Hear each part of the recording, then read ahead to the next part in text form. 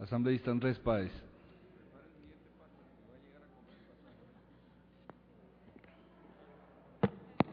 Gracias, señor presidente. Cualquiera que sea el desenlace de esta ley, creo que es importante hacer precisiones para que queden registradas en la historia de la misma. Y sobre todo hacer notar cómo algunas trampas se quieren elevar a la condición de ley, porque ese es en definitiva el trasfondo de esta reforma que se está proponiendo.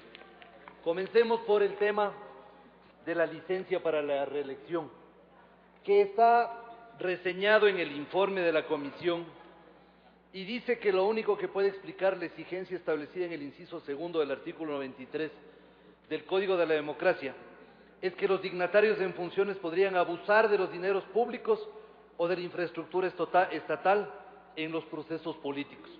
Leer esto es como escucharle al diablo queriendo vender escapularios, porque resulta de que este es un informe hecho por quienes han abusado de la infraestructura del Estado y, por ejemplo, en las elecciones para los asambleístas de Montecristi, ese día domingo que se celebraban las elecciones, pasaban propaganda de los ministerios por todos los canales de televisión y han hecho uso y abuso de todos los recursos públicos en todos los procesos electorales.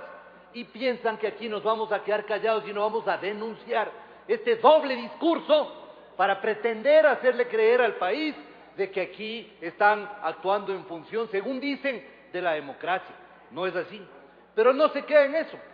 A continuación dicen, sin embargo, la solución a este posible abuso no es limitar el derecho a la reelección, ni propiciar un vacío de poder, semejante barbaridad. Vacío de poder. ¿Qué vacío de poder? Pues si la propia Constitución establece las reglas de sustitución cuando una persona está temporalmente ausente porque tiene que cumplir otras funciones, en este caso una licencia para participar en una campaña electoral, sino imponer reglas claras sobre el uso de los recursos públicos y la propaganda y publicidad en tiempos electorales, como lo propone la reforma. Dicen eso. Supongo que se refieren a lo señalado en el artículo 203 del proyecto de ley. Y aquí viene la primera gran trampa que hay que denunciar de este proyecto de ley. Artículo 203. Para la campaña electoral se prohíbe tanto el uso de recursos e infraestructura del Estado como la publicidad o propaganda gubernamental en todos los niveles de gobierno. Punto. También se prohíbe la contratación privada de propaganda y publicidad sobre el proceso electoral en prensa escrita, radio, televisión y vallas publicitarias. Pero vean lo que ponen a continuación. Esa es la trampa, ya nos dimos cuenta. Se exceptúa de esta prohibición. ¿Cuál de las dos prohibiciones? La segunda, ¿no es cierto? De esta última prohibición. Porque la primera prohibición, esa queda por fuera. Se exceptúa de esta prohibición. Usa el plural. ¿Para qué? Ahí está la trampa. Para dejar por fuera el uso de los recursos y de la infraestructura del Estado. Y vean lo que dice en el primer numeral del 203 que se propone, que se exceptúa de esta prohibición los siguientes casos. 1.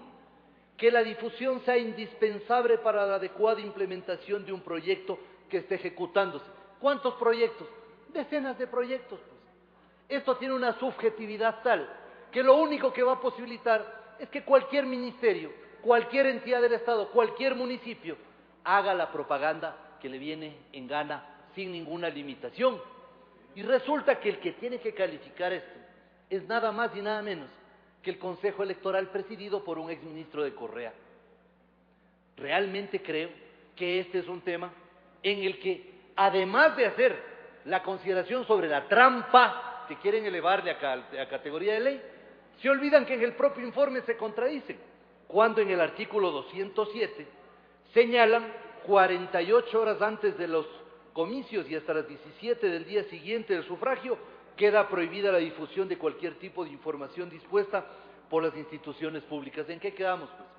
¿O están prohibidas o solamente están prohibidas totalmente o solamente 48 horas antes? Esto dice el informe de la comisión, no lo digo yo.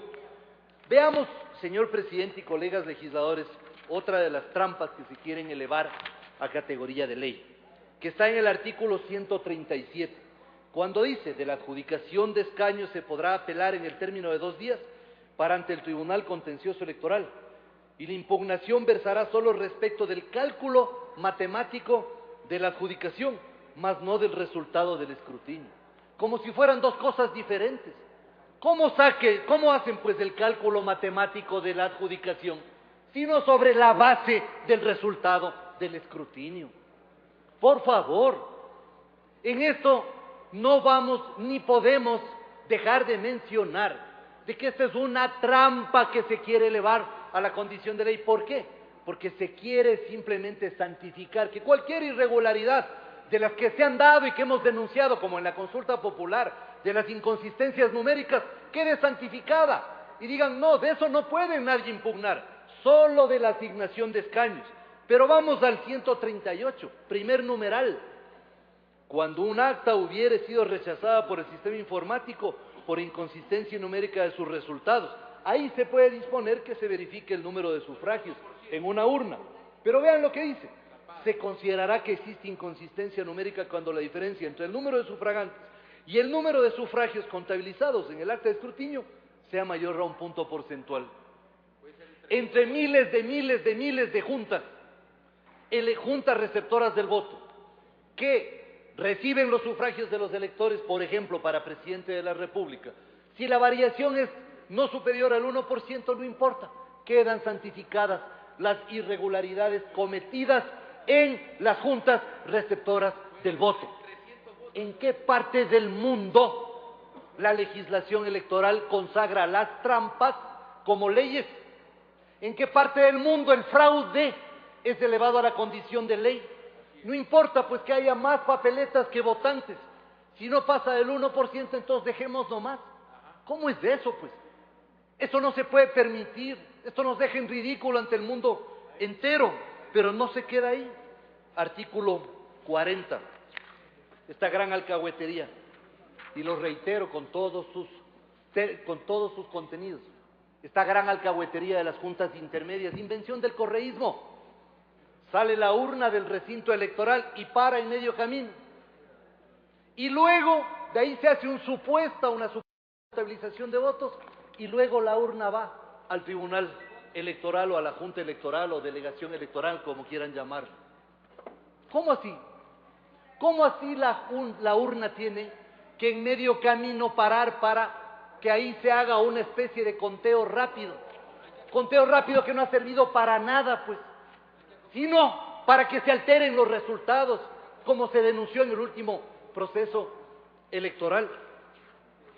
Y aquí viene también otra preocupación, la séptima disposición que se añade como general en la ley y que tiene que ver con seguramente con dedicatoria para el amigo Jimmy Pinargote, cuya revocatoria se ha propuesto y con la cual evidentemente nos solidarizamos. Vean lo que dice: para efecto de las campañas electorales de consulta popular, referéndum y revocatoria de mandato, se considerará sujetos políticos a los proponentes de la consulta o referéndum y a quien promueva la revocatoria del mandato, a la autoridad contra quien se la proponga. Eso es dejar en una absoluta inequidad pues a las partes, porque si una persona va a ser promovida a través del Consejo Electoral para que pueda realizar su difusión de las razones por las cuales quiere la revocatoria del mandato de otra persona, ¿por qué quien es el destinatario de ese pedido no puede también hacer difusión de su defensa? Eso no está bien. Esta es una normativa absolutamente incompatible con lo que debería ser más bien el mejoramiento del sistema electoral.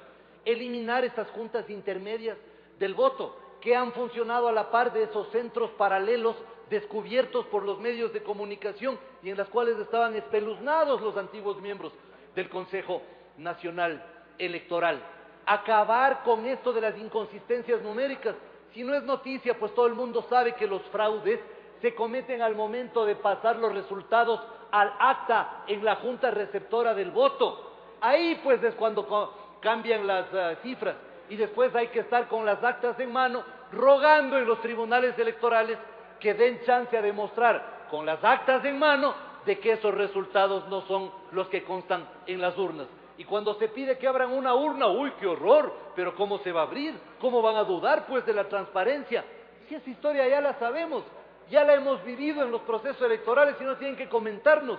La conocemos especialmente en los últimos procesos electorales, donde esos casos, al menos en la provincia de Pichincha, se dieron varios y nunca abrieron una junta electoral precisamente para consagrar las irregularidades que en varias juntas, no digo en todas, en varias juntas se cometieron.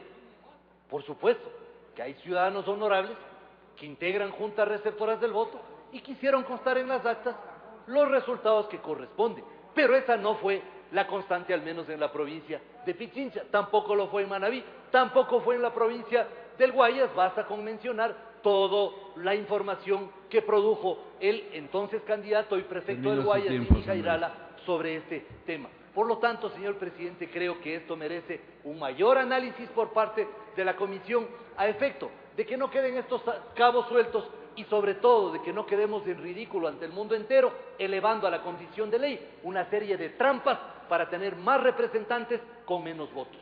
Gracias, señor presidente.